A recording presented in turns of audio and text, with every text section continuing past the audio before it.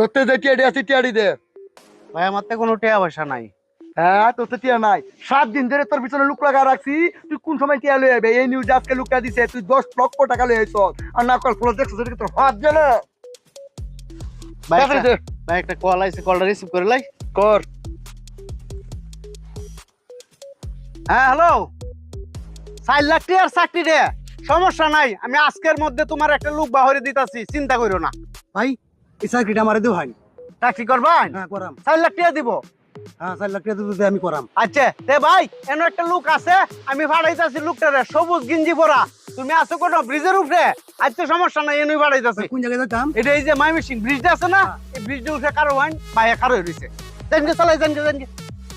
আচ্ছা তে ভাই রাইকে দেই। আর মন রাখবে না টিয়া দেখে চাকরি দেলা তুই লিডার এসে চাকরি দেও না।